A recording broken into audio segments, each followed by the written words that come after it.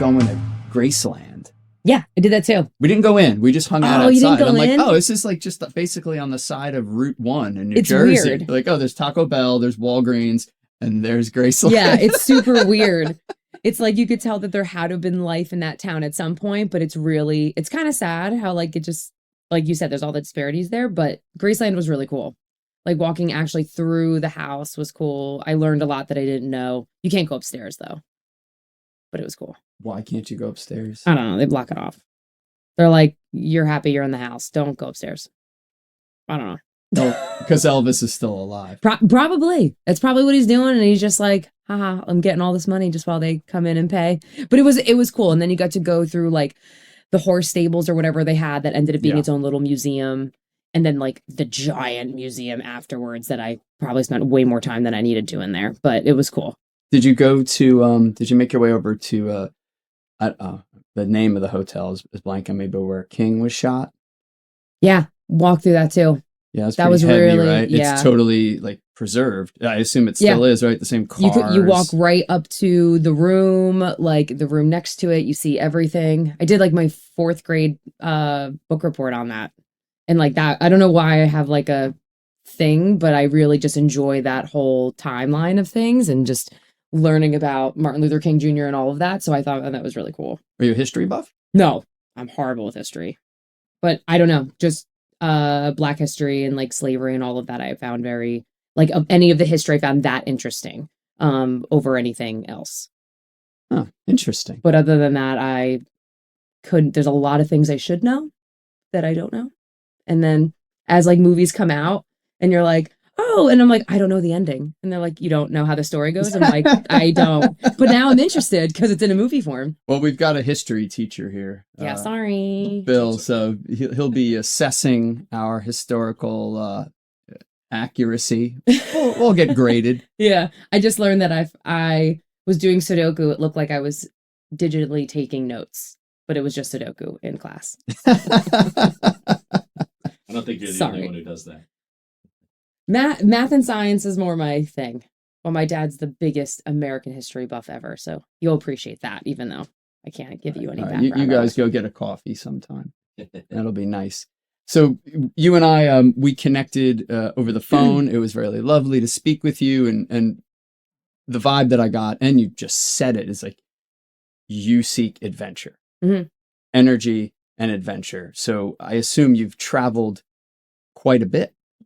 I would love to say that. Not as much as I would like, but I feel like I'm now on that beginning grind of starting to add more to my repertoire of traveling. So, I mean, Fiji and Survivor was definitely a big travel, but Portugal I went to, but out and like Ireland, but outside, and then Costa Rica. But outside of that, like nothing too crazy other than like family vacations. But I remember because, during COVID or right before COVID, I was like, oh, I have good money now. I'm an adult. I can start traveling. I'm like, I'm really going to travel and do all the things. And then COVID happens. And I'm like, okay, never mind.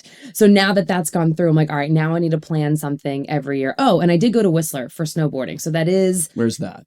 It's in Canada, like above Seattle.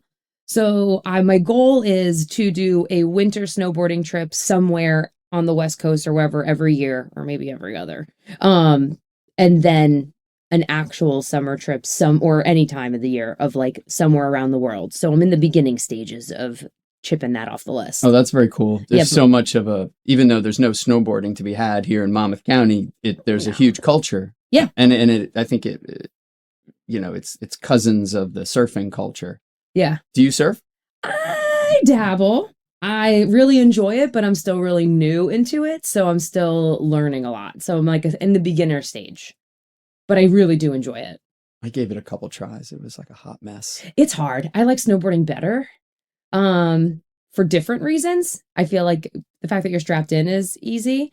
But surfing and just being in the water and being in the ocean and Mother Nature is just like a whole nother level of just awesomeness. But yeah, it's hard. My wife and I, like, we've traveled. I think we've been fortunate. We've traveled a good bit, but like you say, it's like never enough because like once you get the bug, it's like you want to keep doing things. But we tend to find ourselves in places that are really popular for skiing and snowboarding, but during the summer. So we're in Killington. How was it in the summer? Beautiful? It was 1,000,000 degrees in Killington when we were there in the summer. And the only It's like people that in the winter there, now too. Oh, is that right? Yeah. Sorry, go ahead. The only people there were like the very, very few employees at some of the places and mountain bikers. Mm-hmm. So those trails get hit with mountain bikes, and those guys and gals are insane. I've been wanting to bring bring my mountain bike there and doing that too. And I have all the things, and I just haven't gone out to do that. But so, did you mountain bike at all while you were there? No, I just happened to notice it. We were there just chilling out. Like, I think it was our first trip away after our first kid was born. So it was just like, we were just stoked To be on. to not be like here and like changing Yeah. diapers. So we could have been anywhere. Yeah. But we did hiking. Like, we hiked through those mountains. Oh, that's cool.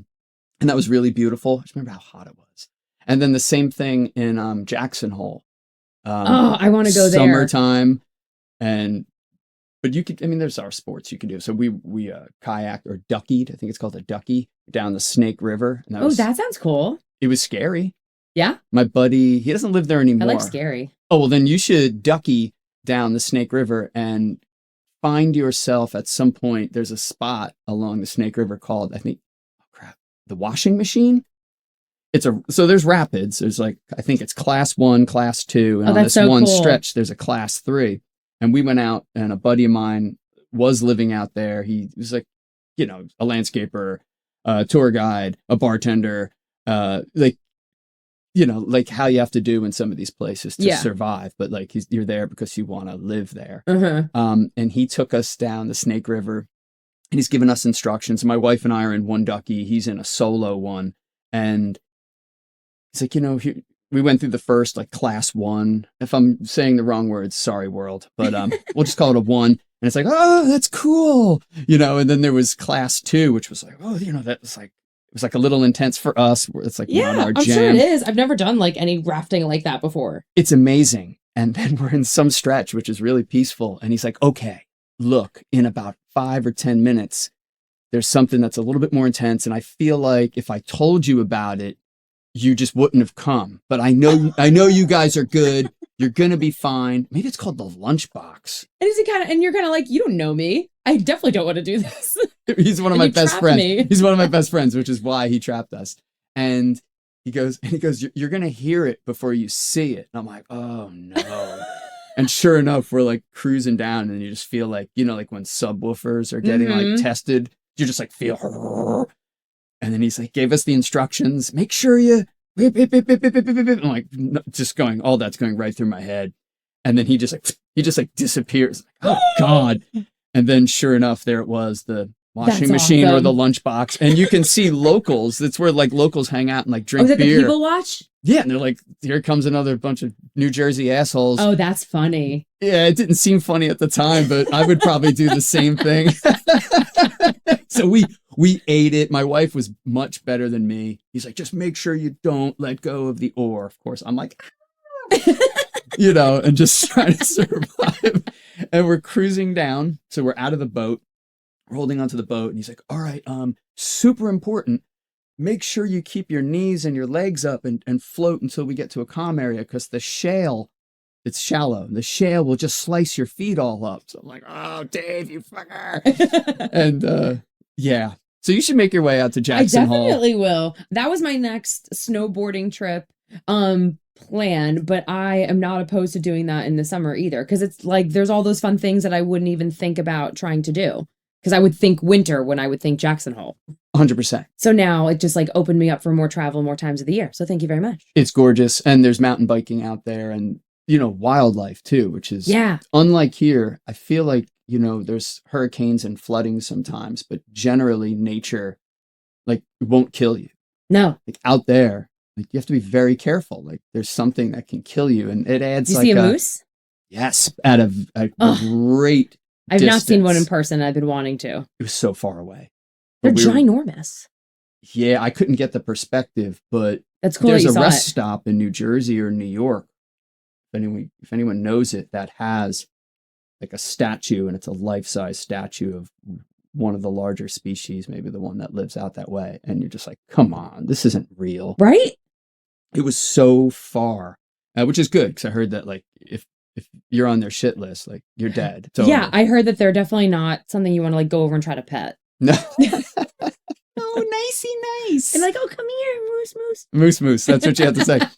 So you're obviously you're an adventurous person. Is it that spirit that sort of led you to wanting to be on Survivor?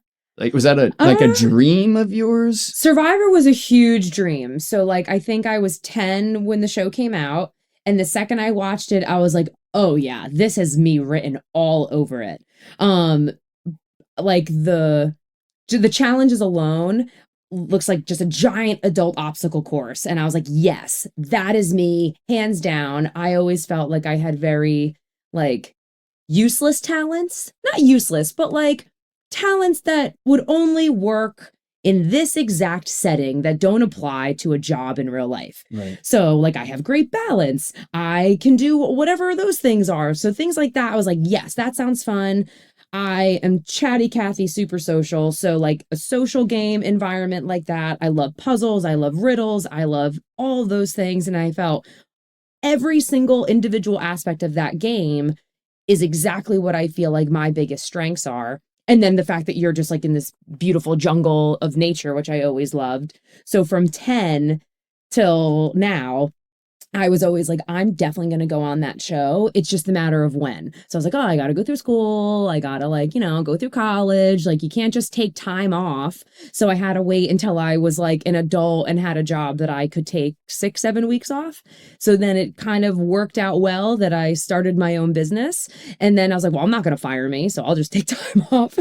So that was when I chose to apply. Took like, I think 3 attempts because COVID was in the middle of that. And then I finally got on, but I don't know. I just had this confidence that I was like, I know I want to do it. And I know that once I apply, I'll get told yes. So I have to apply when I'm ready. What's the application process like? So the first application process is like a 3-minute video of just like an audition video. You explain who you are, which has its own like learning curve about it. Because then so what's funny is I did a video. They specifically say like, don't do any skits. And I couldn't help myself. I did a little skit anyway of being Jeff and I pretend to do my own challenge. And then I got to the second application process, which is like doing the written application. And then I didn't hear anything. And then like the following year, my parents' neighbor posted on Facebook, like, check out my nephew. He's on Survivor this year. And so my mom was like, oh my God, my daughter's been dying to get on Survivor. So then he said, have her reach out to me and I'll help her out. So I got to reach out to him. He was so nice. And he kind of explained, he's like, this is not a job interview. Like, be raw, be yourself. Like, they don't want to hear scripted. Like, you want to just have your energy and be yourself. So then and he kind of gave me some tips that I like watched. And then I redid my video and then everything just fell into place from there. So, what great advice. It was amazing. Like I was so Because grateful. you would have surely done another skit. No, I was going to cut out the skit. I was going to have to redo it, but it was like those little helpful tips that just remind you, like, don't sound polished. Don't sound scripted. Like, it makes sense because they want to know, like, are you good at storytelling? Are you engaging? If I ask you a question, like, is the audience going to watch it? Are you boring? So if you are scripted, that doesn't help them figure out if you're going to be good on the spot out there. And then you do the written application. Then after that, then you get to talk to Jeff through FaceTime. And I was like, this is the coolest thing in my entire life. I have Jeff FaceTiming me on my phone. This is so cool. And then you talk to the producers. And then if you make it that far, then you go to finals. And then you do like this 4-hour psych eval to make sure that you are safe to yourself and others and that you're not going to just like mentally snap while you're out there. What was that like? It was a lot of like mind control questions. I thought it was very interesting. How so? Like, when you look in the mirror, do you hear voices talking to yourself? Like, do you see other faces or voices? Is there something telling you to hurt someone? Like, in multiple, like, same question, multiple different ways, several times. And I'm like, all right, I really get the point here. Are you going to lose your mind out there? So I thought that was really interesting. But then what was also really cool was all the rest of the questions were kind of, I don't know, random. Like if someone was to, I don't know, steal something, would you trust them? Do you think they should go to jail? Like kind of like your moral code of things, and then random things of, do you like to buy flowers or decorate, whatever. So after it's all done, one of the psychiatrists then evaluates you and tells you how you scored. So it also, not only is it making sure that you're safe to yourself and others, but also where do you fall in the line of what personality you are? Because Survivor definitely has their like puzzle pieces of people. Like, we want a strong female, we want like a quirky person, we want like an older wackadoo. So it grades really good like TV. So they said I hit very high in a lot of the masculine stuff, but then I had some femininity that fit in, that they said tracked with a lot of the like really well-known like good female players in the past. And I was like, that is the coolest compliment I've ever had. So that was pretty cool. So they because kind you were of already a fan, so you like I knew who those players you know who these were. people are. Yeah, so I knew that that's where I fit in the puzzle piece, is like I'm that archetype of a personality. So that also is helping them figure out what archetypes everyone is to then further decide. But once you get there, you can't apply anymore. Like, they have you in their arsenal. It's up to you. You're on the bench. And if they want you, they want you. Gee, was any of that surprising to you? Or was this like, oh, I assume that that's how this is going to go? No, I had no idea how the process was going to go. In terms of how I scored, I was pleasantly happy that I was like, cool, I have good self-awareness. That's what I thought I'd be under. But as far as how the process went, no idea. And I also, because it was during COVID, it was all virtuals. Otherwise, they would have flown us out to LA. I would have seen all the other people applying, which I think would have been a little bit more intimidating, and you'd be more in your head. So it was nice that like I had a regular day. Right. I'm like, 3:00, I have a Zoom meeting with all of the production of CBS. And I kind of could just be mentally prepared and then do it and then go on with my day. So I thought that also was a benefit to me that I was really happy with, not having to go to LA for a week. I wonder if that worked for them from a production standpoint, and if they kept doing it. You know, there's so many things that like companies and people and houses and families and organizations did during COVID. And then afterwards we're like, oh, actually, that just makes more sense. Yeah. So I wondered, do you have any sense of that? I don't know. I know that they have taken cheaper. It's definitely cheaper, which is why I think probably one of the reasons why they took away the live reunion, which personally I really love the live reunion. I wish they would go back to that.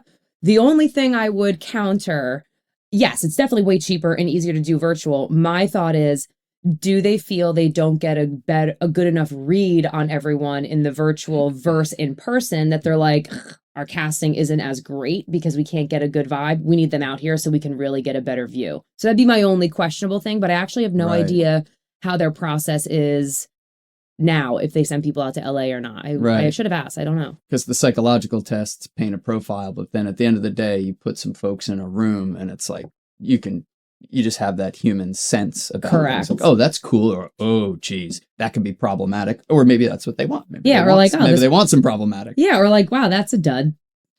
Like that person's not giving anywhere near as much charisma as the video or what they assume to be, that you're like, this is not who we thought we casted. So that's more what I would think of, like where you wouldn't know. So this archetype that you're talking about, the you in that space, how did that play to your advantage or disadvantage at times? So being yourself, so of course, something like Survivor, it's not real life. However, it's mirroring all aspects of real life. It's just compartmentalized and put into entertaining programming, which is cool. But what parts of yourself like surprised you? Like, oh, this thing in me that maybe I don't always express, or that I sometimes wasn't even aware of. How did that help you? And then conversely, what were things where you're like, oh shit, that usually helps me in real life, but here it's a detriment. Right. I thought overall my attributes were really helpful, because I do feel like I ended that season making really good relationships. I didn't really rub anyone the wrong way. I felt like which is the goal. Like the goal is to not piss anyone off, have everyone like you, and try to stay in as long as you can. So I felt like I did a really good job with that. While the negative was then I got voted out because they're like, we're not going to win against you and everyone likes you. So therefore you need to leave because I don't have a shot at the final. So that sucks. And that is an interesting dynamic that I've spoken with some of my castmates about, of like, because it seems like, spoiler alert, I got in 5th. So I was like, I don't understand it, the way I'm watching it. If you're a good player like that, there's no way to get farther than 5th place unless you win the challenge to like have your immunity, because at that point everyone's assessing, who do I want at the end? I don't want to stand next to you at the end and you're out. I would say a negative part of my personality that came out that I had to like navigate throughout, and I should have been a little more assessive at the end, is I am a very like alpha kind of person, and I feel like I have a strong opinion, and I feel like I want to just kind of express what we should be doing, but I need to listen more, because if I listen more, I can kind of assess what everyone else is thinking. What's going on with me is everyone is literally playing their own game. So there's 18 games going on, not just one with my view. So watching it back and seeing how much more of gameplay was going on that I was unaware of, or other people that had more intricate pieces in like the game itself, I think that might have been more helpful, because near the end I was really tunnel visioned on who I thought needed to go, and I thought everyone was on the same page. And I got too comfortable on that day, and I kind of was like, I got immunity, I'm gonna relax, like things are good, the plan is there. And then one of the castmates come up like, oh, so what do you want to do? I'm like, we're voting this person out, duh, right? And she, oh, okay. When really she wanted to tell me a different plan, but because I was so firm in my confirmation of what the plan was, she's like, I can't talk to her about it because she's not going to be receptive. And then that affected the rest of the game from then on. However, what I will also say is, when you are starving, you are so much more tunnel vision. So when you're watching, you're like, that's so dumb. Why aren't you paying attention to this and this and this and this and this? Yeah, on day 1, then day 3, day 7, day 14, day 21, like your brain can only comprehend and focus on so much. So you don't see all of those factors. So I have to give myself grace and remember that when you're starving so much, you don't see all of those things. So I can't like kick myself too hard about it. I would just, if I go on again, just be better at trying to remember that problem and really look through the starvation to see everything else. What is the, so the food scarcity is part of the game. Huge. So what psychological effects did you see sort of taking place inside yourself and before and in front of everyone too? And why, like, whose idea was that? That's Jeff's idea. Jeff totally. The show's always been like that? Yeah, and he loves it. He's like, he enjoys that like struggle. So when I played my season, they just changed the whole dynamic. So it was always 39 days, and then they brought it down to 26 days. So we told us, like, because it's 26 days, we're making this more difficult. So no rice, no nothing. Basically, he was trying to starve you and put you in a more difficult state early on to mimic the length of time of what 39 days would have been for a starving group of people. Okay. So he really like pushed it farther. And I said to him at one tribe, I'm like, 39 days is aggressive. 26 is more than fine. This is so hard. But so I think after like 12 or 13 days, there was a challenge that had like an Applebee's reward. And he was just like, I love to see, when you get to choose safety or food, what are people going to pick? Like when you're really in a starvation state, what do they care about more? So he is so into exploring like the human nature and how people respond.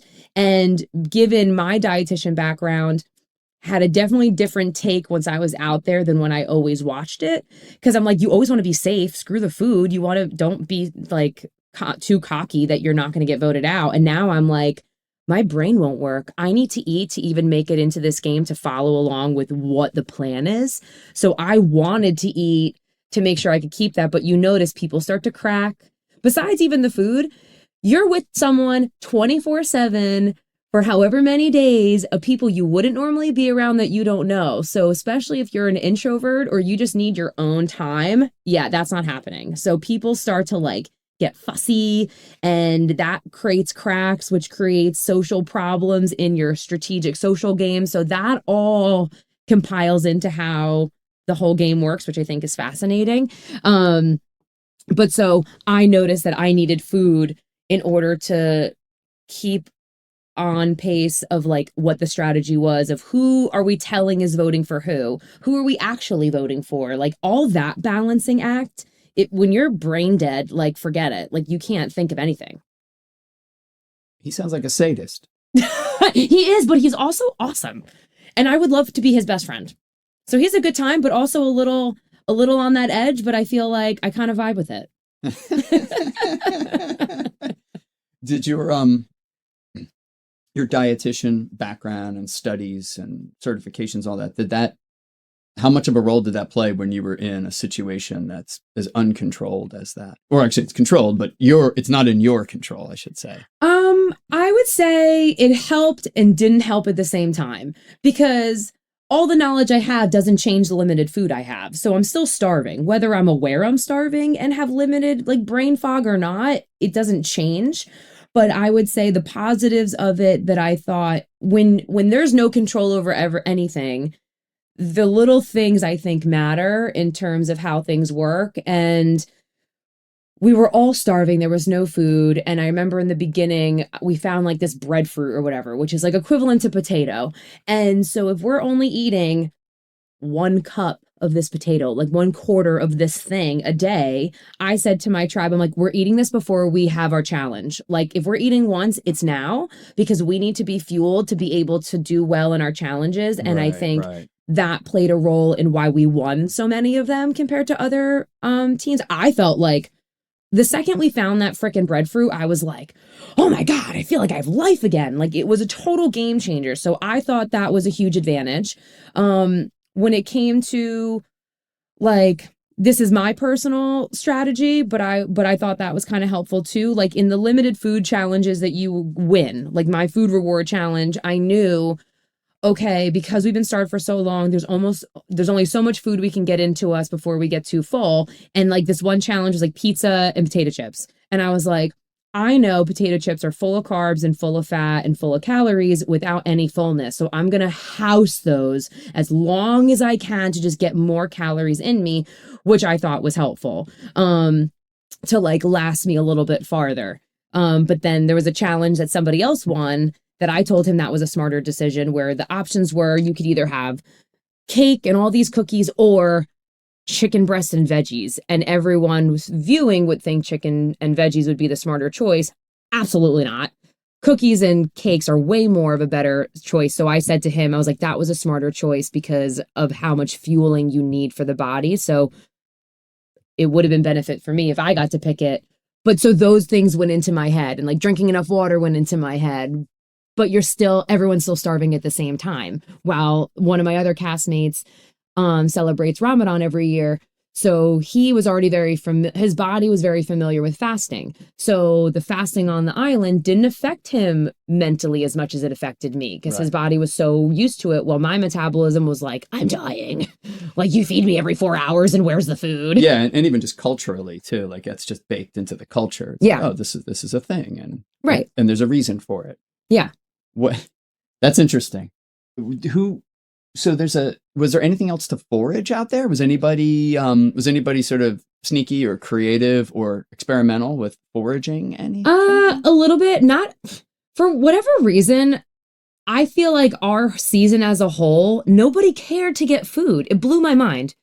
Even my tribe was picky eaters, and they didn't even finish their food. I'm like, all right, I'll eat it. So I thought that was really bizarre in a survival standpoint. Like if you're dying and you're trying to survive, that you would want to get food. So I thought it was really interesting that no one cared. I think they all were like, I guess I can't, I don't know. So that I thought was really strange. But when I was trying to forage for food, first off, each island, there's 3 tribes, and each tribe was on a little different island. And I noticed that each tribe had different food available. One had a little bit more crabs. One had these like limes, and like we didn't have any of that. But what I found out, and I said this out loud, and the producers were like, no, that's not true. I'm like, did season 41 like eat us out? There's like no food on this island. And then I watched the 2 seasons. Sorry, when Survivor's airing, they film both seasons back to back. That way they don't have to fly the cast out so many times and like rebuild stuff. So they kind of do them back to back. And we were on the tail end of being the second season to shoot. And then I go back, I watched season 41, the season before me. And on my island I was on, one of the castmates was a native to this type of island and grew up this way. And he was like, chopping breadfruit everywhere. He grabbed all these things, all these papayas. And I'm like, I knew it. They ate all of our food. And that's why there was nothing left for us. So there was a piece of it that there would have been more food if that castmate didn't already eat it all, because there was like 3 breadfruit left on that tree. And it was at the very, very top that you had to climb up. And I'm like, there was barely even any coconut. And I'm like, something is off. So there was limited things to forage, which I think Jeff probably enjoyed more because we got to starve more. But Sadistic. yeah. But oddly enough, I was beyond blown away that no one really cared enough to eat food, that if I wasn't cooking for everyone to get food, they would have just not eaten. I'm guessing that a lot of those experiences and even trying to be like, hey, guys, we should, like a lot of those we shoulds kind of would speak to when you returned home and you got cooking with your business. So that's Absolute Nutrition Counseling. Correct. Which you started just prior. And then, 2017. Okay. A little bit started. prior. So yeah, but either way, it was still a baby. It was still new. And you didn't fire yourself, so I didn't. You were not let go from yourself. I was very nice to myself when I got back. And Gave myself a good entry and interview. Tell us about Absolute Nutrition Counseling. Maybe who was your first sort of mentor about just nutrition and health? Like who was the person? Is there a person? I would say, I mean, from being 12, I knew I wanted to be a dietitian, which is like weird for a 12-year-old. But I was always very athletic and active, but I also really enjoyed health and I loved food, like everything about food. I love how food is grown. I like all the different ways that you can manipulate food, all the flavors it can make. And at 12, like this is around 90s diet cultures all coming around. And like, I see all these people like on Weight Watchers doing all these different diets. And I see them like having good intention, but like starving themselves, eating food that's terrible, like giving this illusion that I either enjoy my food and don't live as long, or I want to be healthy or be at a certain weight and everything has to taste like cardboard. And I was like, this seems ass backwards. Like food, it tastes delicious. There's so many ways that you can enjoy food without having to do that. And that just became like an interest of mine. And that's what made me want to get into nutrition. So it was a rejection of really at least what seemed like popular in culture at the time. And I just felt like this just seems so dumb, which I'm happy that I had that mindset because a lot of people got sucked into it. Like in the opposite, it still is like that now. Still today. I mean, yeah, you can hear the mantra that diets don't work. And like, it doesn't seem to really resonate with someone who's on a diet. Right. Because at the end of the day, people want quick solutions and weight loss and health is not quick, or it's too overwhelming, which it is. It's a big undertaking to really change your whole lifestyle to be in a better way. So it's kind of like, that's too much. Give me 3 things. I want 3 things to follow and I want to do it for 6 weeks. Yeah. You got my money. And that's just a great market and it's still going to stay there. But then I would say, so then I like beelined it into doing all the things that I needed of like, all right, go to college, I do my internship. And I really, really wanted to do one-on-one counseling. That was always my passion. But throughout school, they were like, you got to do clinical first. You're not going to get a job before you work in the hospital and do clinical. And I was like, fucking hate the hospital. Is that part of the certification? I mean, during your internship, you're doing every rotation. So kind of like a doctor or a nurse, how you do like your residency where you do every type of job within the field. So in that, you're doing the hospital, you're doing clinical, you're doing everything else. But then once you finish your internship, you can start studying for your exam. You pass the exam, you can do whatever you want. There's just this statement of like, you have to work in the hospital first, which is like really literally not true. And I was very much like, I hate that. I will find a way to not do it. And then I ended up working for this guy who had his own private practice, fell in love with it. And I was like, this is exactly what I wanted. It felt very second nature to me. Like when I was sitting and observing people, like watching them, I was like, oh, this seems like feels right. Like it wasn't like I'm sitting there being like, wow, I never would have thought to say that. I never would have thought to do that. I was like, those are exactly the things that I was going to suggest to that client. So it felt really right.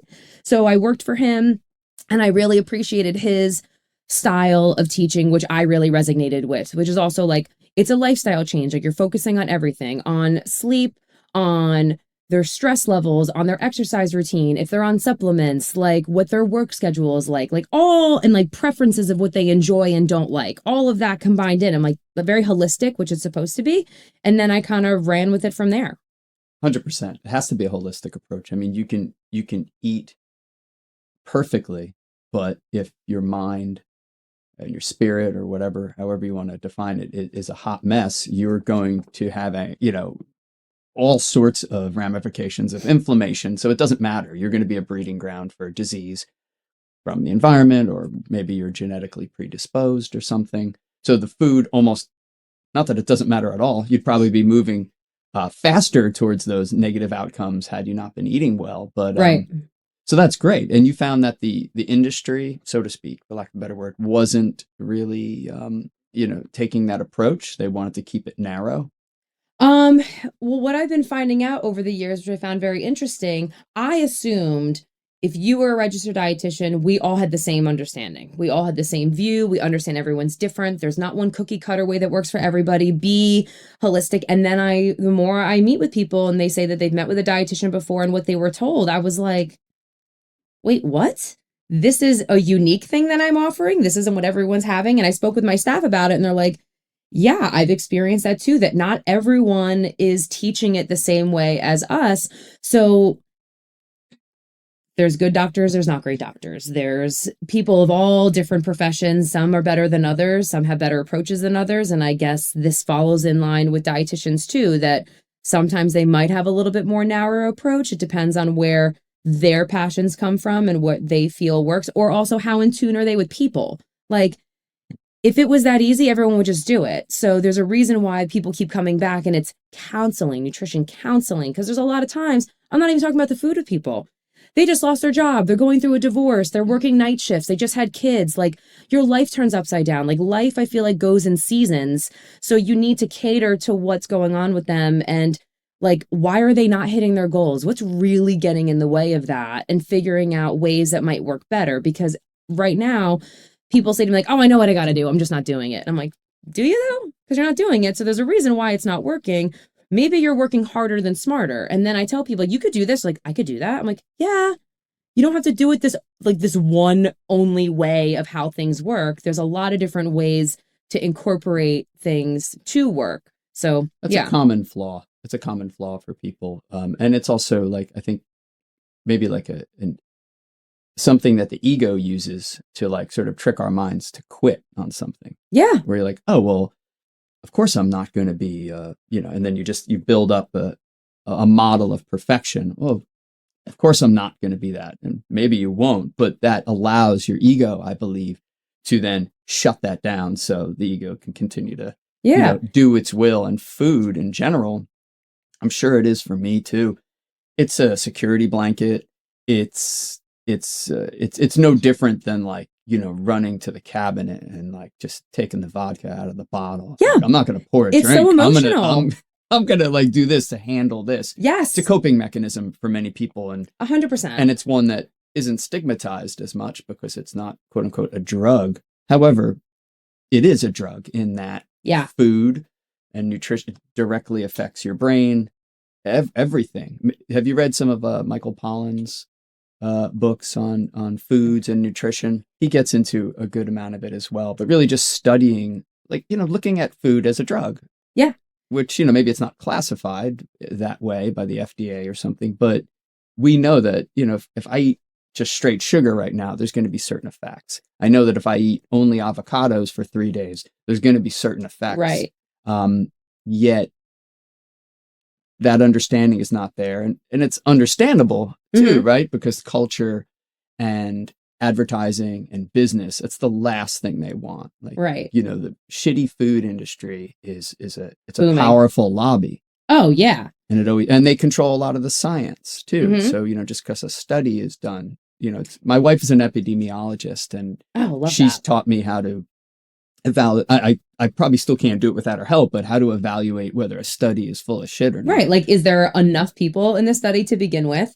Are there too many variables to actually do that? And like, you can kind of read and see how they're skewing stuff. And if I can get a little nerdy for a second, if you don't mind. We like nerdy. Oh, yes. So based off of what you were saying, yes, like food has a huge emotional toll on people, which is why it does have so many factors, why it's not just so simple as like, just do this, don't do this. So if you think about how the anatomy like is built and its purpose, the body is supposed to, when you eat food, or like whether it is sugar or fat or whatever, sugar is a carb, which gives the body energy for all of your organs to function. And then fat is what your brain is made out of, which makes your brain function, makes your hormones, like your like serotonin, making you happy, or your motor skills, whatever it is, which you need for survival. So those two aspects, your body's going to get this euphoric feeling because it wants you to go find more of that. So if you think of in caveman times, your body needs to give you this feedback to be like, this is good. I want you to think about food because we're starving. I want you to go to this because this is going to make us feel good. But we have evolved that our anatomy is the same. So given how stressful life is, food is a very easy coping mechanism because it gives you that quick euphoric feeling, which is why so many people have an unhealthy relationship with food. But just like you said, going in the cabinet and getting the vodka is no different. And so I've experienced that with so many people that it's really digging into that piece that people struggle with, because everyone's very black and white, all or nothing. Nutrition or dieting or healthy is viewed in a very extreme way. You're either all in or you suck and you're not doing it right and you might as well just bail. And I have to really bring in the gray area for people of like, it's not that serious. Can everyone just chill out? Like 100%. you want to go get ice cream because it's summertime, go get ice cream. That's fine. You didn't just destroy everything. Everyone's in a gray area. Yeah. There is no, and it's hard. I mean, it's hard too, because like I said, the culture and advertising, I mean, you're based out of Asbury Park, New Jersey. We're here in Monmouth County, New Jersey, one of the wealthiest counties in the country, particularly in Asbury, at least in, east of Main Street. I mean, the amount of restaurants, like you're inundated with food choices, and that's cool. I mean, I have no problem with like how, like businesses come to be or stay or leave, but food it's just kind of like always there, like, hey, come on. And it's so competitive. So prices can be cheaper. These days, maybe there's issues with inflation and all that, but it's so there. It's as there as much as booze. Is there. And by the way, I like to have a drink. I like to eat. I like a million things that I probably shouldn't, but I think you're right. And what's the hardest part of changing like this culture? Meaning like, I think of Monmouth County. I think it's one of the best places on earth, first of all. So like I have tons of love for this area. I love being near the ocean. I love the culture. I love how when people think of Jersey, they have like, and I like that too. I'm like, good, stay away. Yeah. The Jersey Shore, like all the negative images that conjures up. I'm like, yes, good. Right. Because we have our pockets. Do you feel that there are like unique challenges in this area that maybe are not unique to other areas? It's a great question. I think every area is a little different. Like there's certain areas, let's say somewhere else, that is either less profitable, less educated, and more like food deserts where there's less availability for options. So they're limited. We have all of the options. People have all of the money, generally speaking. But I would say it's like that in the not pressure, but just like, I don't know, wanting to be in the know, wanting to just be within whatever's trending right now and thinking that, oh, that's what I need, that's what's going to be better, or whether it's image or something like that. So I have to like reel people back in of like, don't just go on Ozempic because you want to lose 10 pounds. Like, can we like put some common sense here and like what actually matters, like health, how long we have to live, but people are more superficial, I would say, in this area. When you have the luxury to be superficial, when you have all the money, you have all the things that you need, everything's about image, everything on Facebook is like, who can have the best looking kid's birthday or vacation or this and that. Like it is so Pinterest of everyone's life. And like, I've had to really step away from that because it's hard to not have that rub on you, where you start questioning yourself and like, am I good enough? Am I where everyone should be? And then I'm like, everyone's full of shit. None of this is real. Am I allowed to curse on this? I'm sorry. Fuck.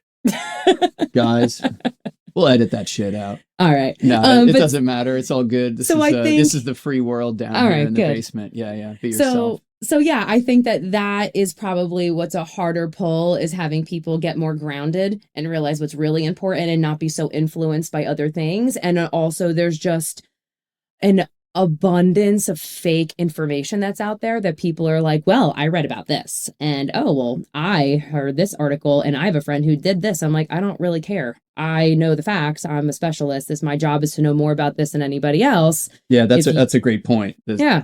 The rise of, crappy information, and maybe crappy information was always there, but people's ability to see it and share it as per the will of the algorithms. Yes, that's definitely intensified. So probably none of this information. It's probably things that were always there. It's just that for some people, it's literally force fed to them. And then if it makes you feel good, if it gives you a little rush, then yeah, you're gonna share that with people. Yeah.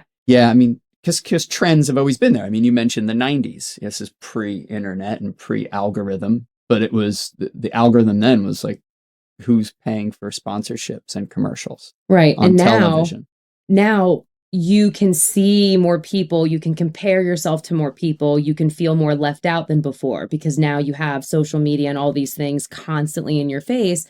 Well, back before that was there, it's whoever you worked with, whoever you went to school with, kind of, it was limited within your bubble and you didn't really see a lot of that else. Now you can see everyone you want to see everywhere and really compare yourself, and comparison is the thief of joy, right? So it just makes people feel worse about themselves, and then compare more, and then feel more inclined to look forward to something to change than just being happy. Yeah, spiraling down, but all the while getting like little dopamine hits on the way. Short term, long term drag. You mentioned a holistic approach, so maybe we could just set up like a little scenario. Yeah. So I don't know, first person, you made a face, so we'll go with you. So what would be like, just very broadly, I don't think we should do like a full session. No, yeah. If Rob is coming to you, what are like some general areas and some general areas of inquiry that you might approach him with as a new client? Okay. First asking like what are his main goals and what he wants, but at the end of the day, I'm still assessing like your overall health, like making sure you're doing things correctly, that you'll live as long as you can without needing medications, whatever. Knowing your background as a teacher, I'm like, okay, how is your summer schedule versus your school schedule? Like, do we need some structure in the summer? Because there's usually none. So I have a lot of teachers where summertime, they're like, I don't know what to do and strategy and like structure my day. So that might be a little bit of a different thing. And then discussing like, okay, what are your likes and dislikes? And then making sure that we can incorporate that within what your lifestyle is like. So summertime, you might have a lot more freedom. I might have a lot more luxury of like, this is easy. He doesn't have a lot of obstacles. School year, boom, boom, boom, boom, boom. Here's your set time. This is when you can pee. This is when you can eat. You need to have everything packed in advance. How do we make that easier for yourself without wasting your whole weekend food shopping and meal prepping? Because that's always an assumption people have, is like, I don't want to spend my whole day meal prepping and food shopping. I don't either. Sunday, I like watch football. I don't want to be stuck in the kitchen all day. But that's everyone's vision of what it needs to be. So kind of expanding on that would probably be how I would start. And then I would also say, like, given a short amount of time, finding foods that are more calorically dense with less volume, so he has enough time to finish it all with the short time frame, is also like a creative switch I like to do in that limitation. Then on the summer, you have more options, you have more time, more variety, different foods. Don't have to be as stringent with what works for your school day. Yeah, you brought up an interesting point too, like even just down to like how the job structures everything from even just going to the bathroom. So shout out to all the educators with the high bladder control skills. Just want to give some love to educators who have really controlled it. You know, it's like celebrating, you know, when a kid gets out of diapers. It's like, you're doing such a good job. Yeah. You're doing it. But like as a teacher, it's crazy. How are you seeing stress and nutrition? Not so much like eating because I'm stressed, but from a metabolic standpoint. Oh, huge. What are some of the correlations there? What are some things that maybe, well, I don't know anything. I'm just thinking. So educate me. Yeah. No, great question, because I've been having this conversation a lot with people that I say that like America's lifestyle is so stressful. Like I can't tell you how many clients I have that they're like, there's just not enough time in the day. which is true. While other countries you travel and they're like having a siesta in the afternoon, they take months off to vacation. It's like, how are they managing this and life is good? Well, here it's like boom, boom, boom, boom, boom, boom, boom. So that I've noticed so many people have anxiety. So many people have way more stressors. And when you're stressed, going back to like how the anatomy works, when your body is stressed, it is thinking you're in danger of some sort, like you're being chased by a cheetah or something. And most people are not getting enough sleep because there's not enough hours in the day. So that alone is causing a lot of issues. So I would say, as like a snowball effect of things, your body is like, what the fuck is going on? Why are we in danger? Why am I not safe here for 8 hours that I need to get up and move? Or is there something of danger coming here? So then your body creates cortisol levels, or your cortisol levels go up out of a stress response, which your body doesn't want to feel at all times. So that is very damaging in different ways for different people.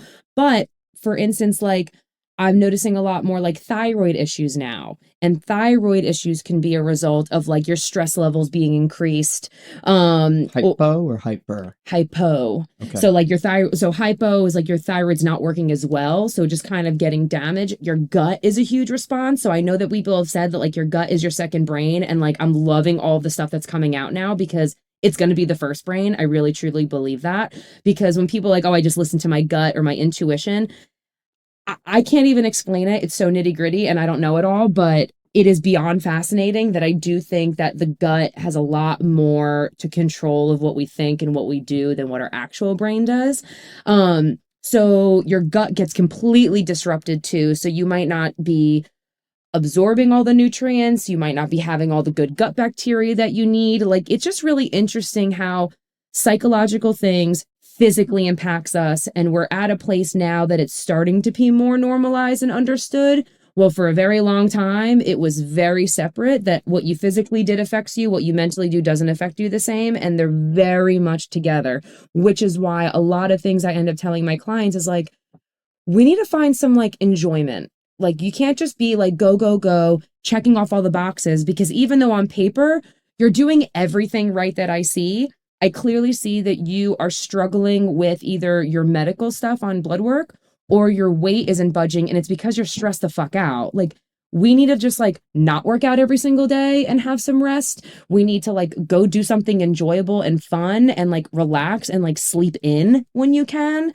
But our society is so go, go, go, do more, more, more. You can't relax. Otherwise you're not doing enough and you're lazy and you're not productive. It's like so ass backwards that I have to like reel people in. But I would say that is how stress would be impacting the human body in multiple facets. Sleep is so important. You know, I don't know, I'm not a professional, but you know, I read a lot and I'm curious about things. And then after having children, you know, I wanted to read about things for them. So, you know, no kids want to go to bed. So that's just like I don't want to go to bed. Yeah, that's real.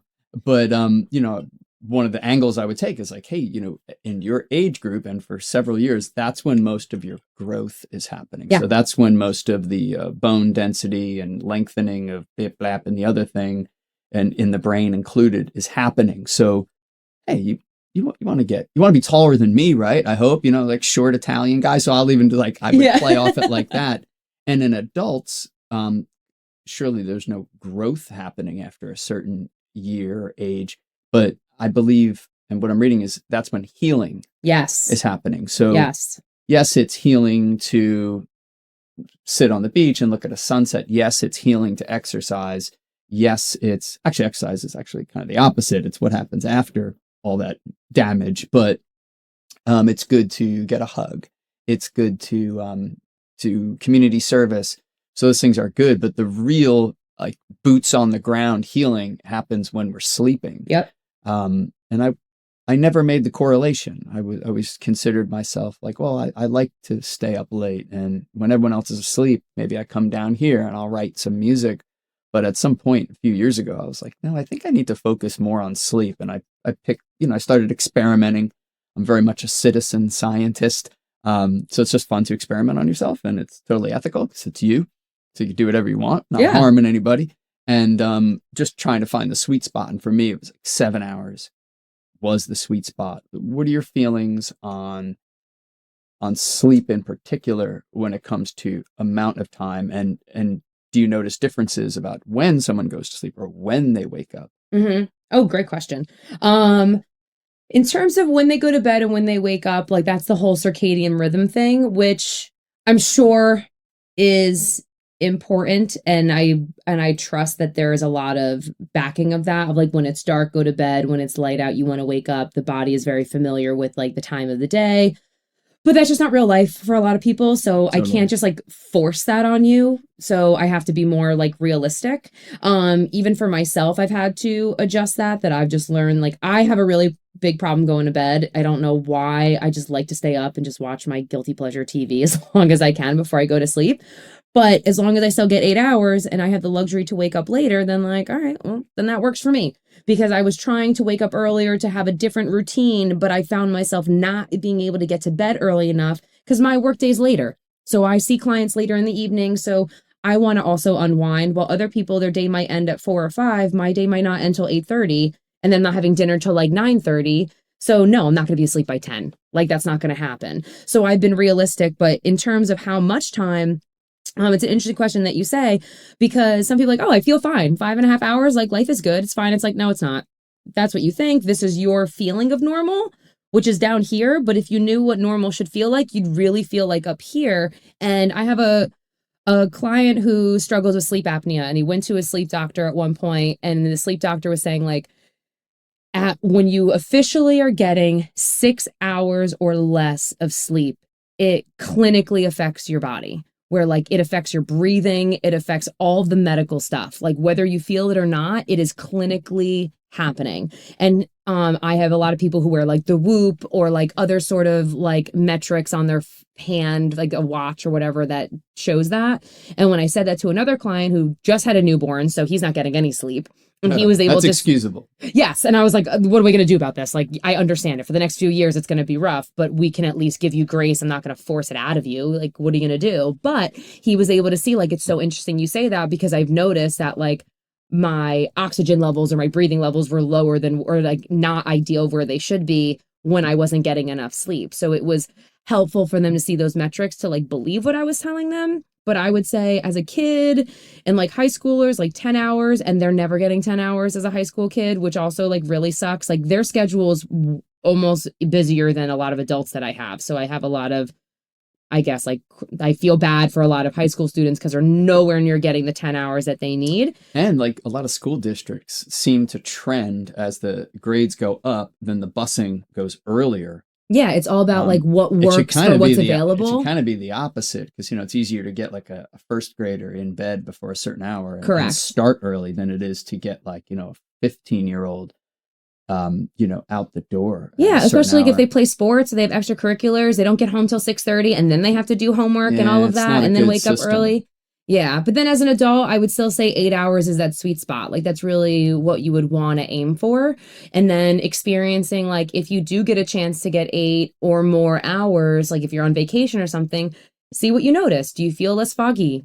Like less foggy minded? Do you feel you have more energy? Do you feel like you don't have dips later in the day? Do you just feel your mood is better? Like there's just things that you might not connect to sleep because you don't know that they all connect. But once you are being told to like assess all of this, you're like, oh yeah, I actually did notice I felt a little bit better. I'm like, yeah, that's because of sleep. It's good to have someone sort of reporting on you. So whether it's a professional like yourself, or it's just like, you know, someone that you're sleeping with, like whatever it is, to have someone report, because it's hard to know your own baseline. So I might say, oh, I'm fine with 5 hours, because when I wake up, maybe I'm just like, right. But then a person might then just like, you know, medicate with coffee and keep that going. So then being fine, you're not able to determine what fine is. Correct. So it's like, it's really important. I think the work that you do, it's important, because just to have an outside perspective, not everyone has like, you know, a mate or someone in their life that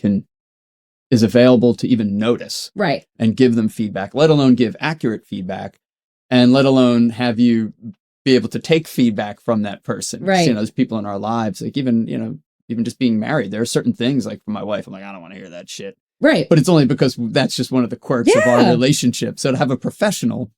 Can I get nitty gritty for one more second? Let's do that. Okay.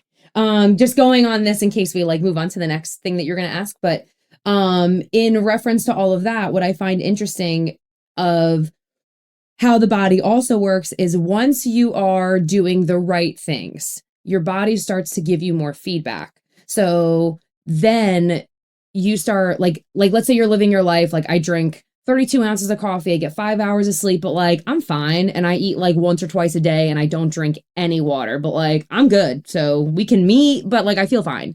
My wife wants me to see you, but I think I'm fine. And then I give them some education, and then finally they're like drinking more water, they're getting more sleep, they're having less coffee, and then all of a sudden, like let's say they're still not hitting their goals all the way, but it's improved. They're like, Lindsay, I feel like shit when I don't drink enough water. Like I could tell when I'm dehydrated, and they're giving me a more intense response of a negative response from their body than it did when they first met with me, because their body was so conditioned. And that's what's so great with the body, is that it starts to talk to you. Like once it's like, hey, this is good, keep doing this. Or it's like, I hate this and I want you to feel like shit, so you stop it. Like cut the shit out, and I want you to feel bad. So that helps. And that's why once people finally get into this good rhythm and are living this much healthier lifestyle, that's the selling point. It's not like, oh, I just want to be this weight, so that's all that matters. When they're like, I just feel good and I really feel like shit when I do all of these things, it's really easy to want to stay on track, but people need to like feel that difference to realize like, okay, I'm sold. But the body will talk to you once you start doing those things. That's a great point. The biofeedback like skyrockets when you start to do things. And conversely, your body, which is pretty amazing too, it'll get used to anything. Yeah, because it's like, I guess this is what I'm stuck with. So if I keep making him feel horrible, I'm really not going to survive. So I need to just accept this is what it is and make it my new norm just so he can keep living. Yeah, that's a great point. I'm glad you did bring that up. Lindsay Dolashewich, I really appreciate you coming on the show. Thank you very much. This was really cool. I feel like there's so many other things we could explore. Perhaps we could do it again sometime. I would love to. What's the best way for people to kind of connect with Absolute Nutrition Counseling? They could email me at info@absolutenutritioncounseling.com. The work phone is 732-233-0264. I will be the one answering. So I'd be more than happy to get people set up.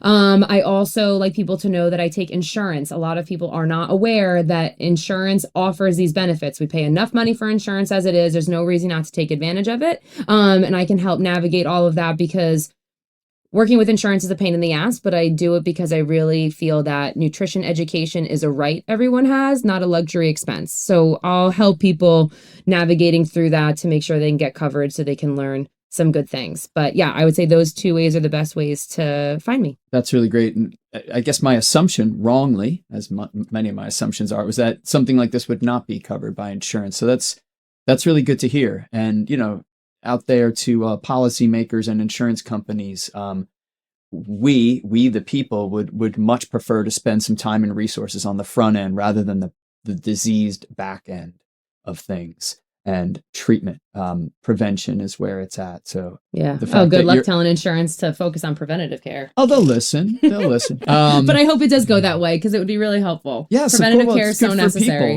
It's what's good for people. And I know that giant corporations, you know, that's not exactly their first, second, third, or fourth consideration. However, if we could arc in the right direction, I think that would be beautiful. And it sounds like you're on the right side of the team on this. So we really appreciate it. Thank you. It's my pleasure. Thank you for having me. Anytime. Bye.